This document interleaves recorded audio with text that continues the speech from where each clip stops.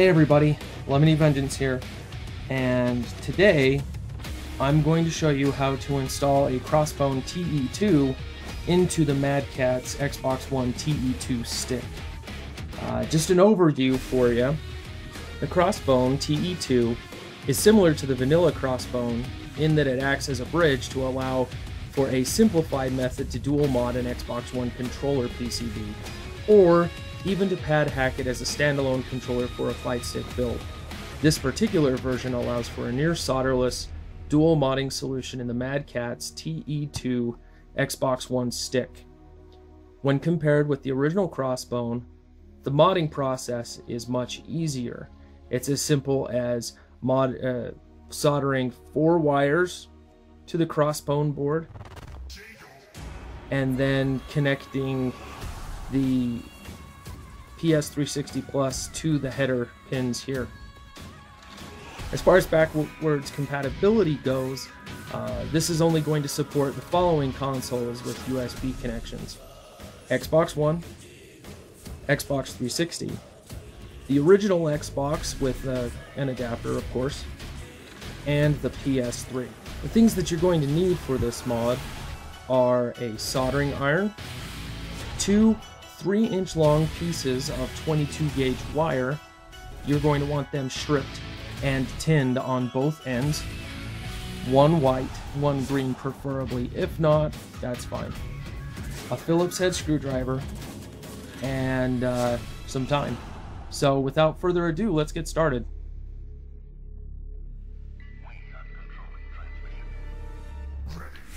I've noticed that when installed on top of the Crossbone, the header and ribbon cable will be touching the JLF when it's closed, causing the Crossbone to bend and become unseated. This is why I suggest that you install the header under the board. Please note, this will cause the red stripe to be on the left-hand side of the ribbon cable. You'll also need to install the right angle header underneath the PS360 Plus PCB, making sure that it is pointing towards the bottom edge of the PCB.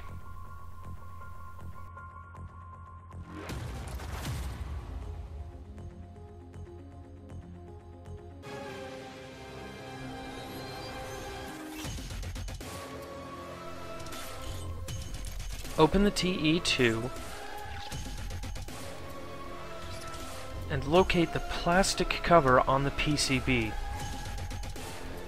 Remove it by unscrewing the 2 screws holding it in place.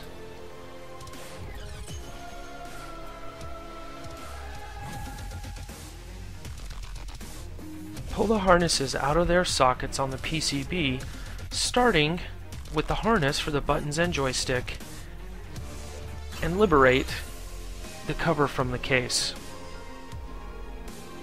This cover will not be needed after the TE2 Crossbone is installed.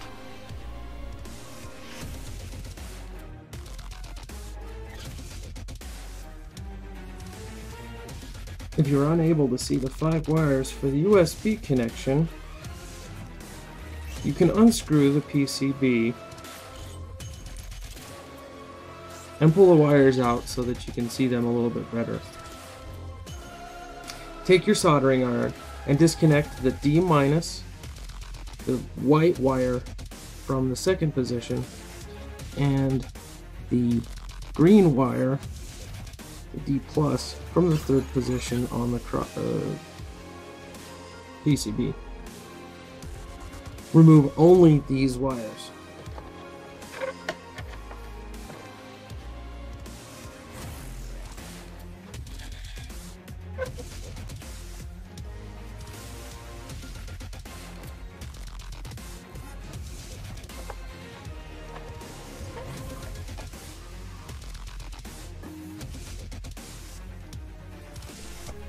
If you had removed the screws holding the PCB to the case, please put them back in place now.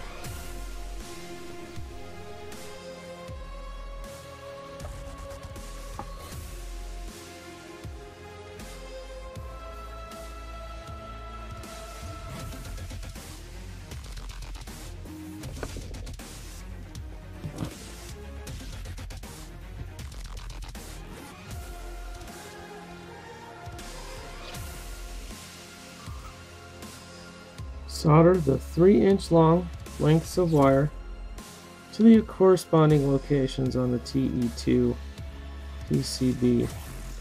Remembering the top one is for data minus, which is the white wire.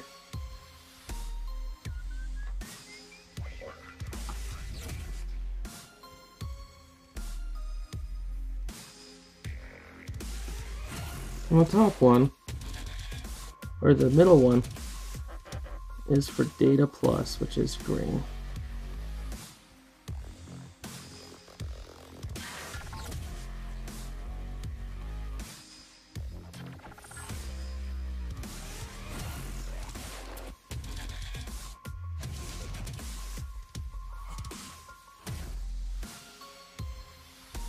Align the crossbone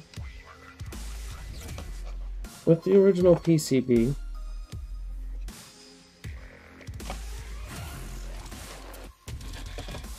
and press down until it bottoms out. To effectively get pressure, you should press on the black shroud headers, but do not press on the bottom area of the board since there's no support and could cause damage from the bending.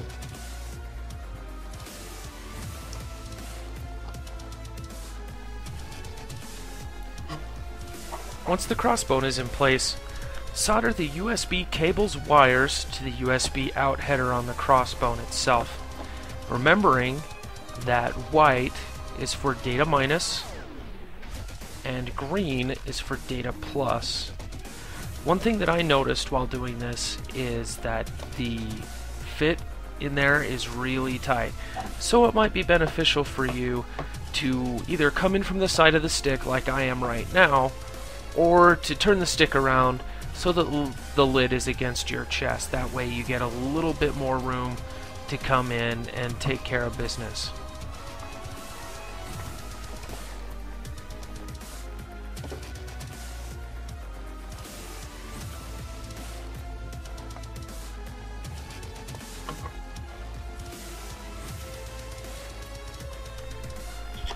Then solder the Xbox One's PCB's data minus, the white wire, and data plus signals, the green wire, to the XB1 in header on the crossbone.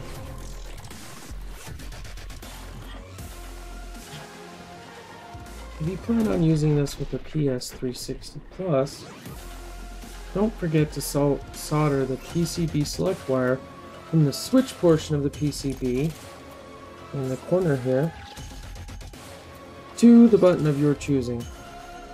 I'm going to be choosing the home button for ease of use, since it won't conflict with any other mode on the PS360 Plus.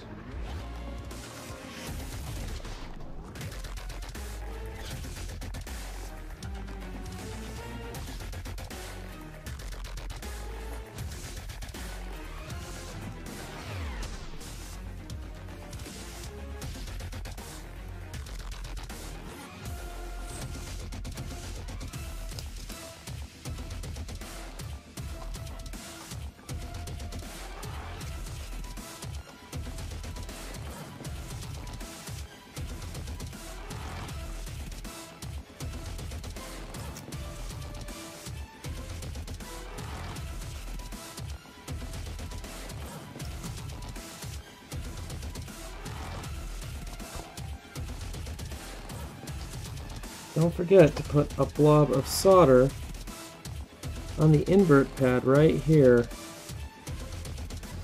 if you plan on using this console with another than an Xbox One. Put the included ribbon cable in place. One end to the original place the button harness went. It'll lock when fully engaged, and the other end into the Crossbone PCB itself. Put the remaining cables back into place.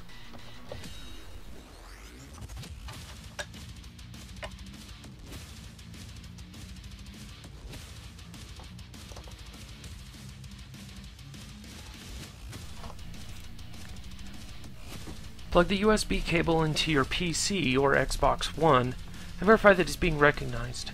If you're using a PC, you'll need to install the drivers. There's a link in the description. Open joy.cpl, highlight the Xbox One controller, and then click on Properties to test. If everything is working properly, you can now prepare the Crossbone for the PS360 Plus. To connect the Data Plus and Data Minus wires from the Crossbone to the PS360 Plus, use the optional JST header that can be purchased with the PS360 Plus by soldering the wires from position 5, which is the black wire, and position 6, the green wire, to the Data Minus and Data Plus positions on the SYS2 portion of the Crossbone.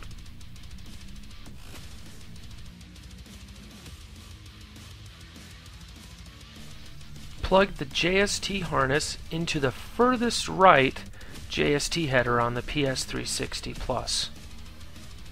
Plug the ribbon cable in as well.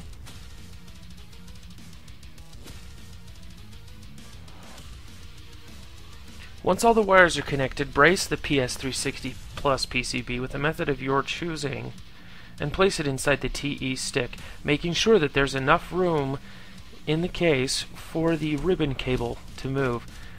This PCB is going to be sitting a little sideways because of how the header is installed, so it's important that you find a mounting method that will allow it to sit a little bit on its side. Close up the stick and you're good to go.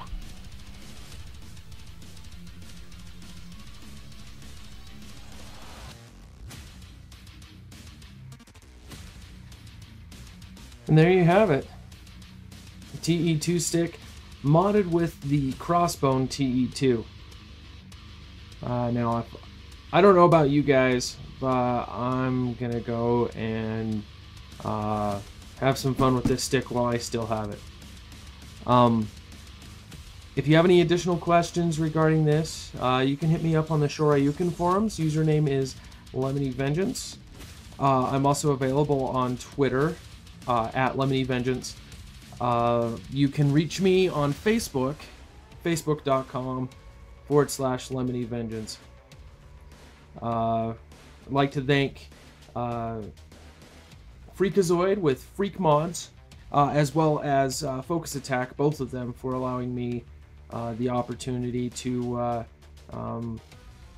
get to work with such a great little piece of tech.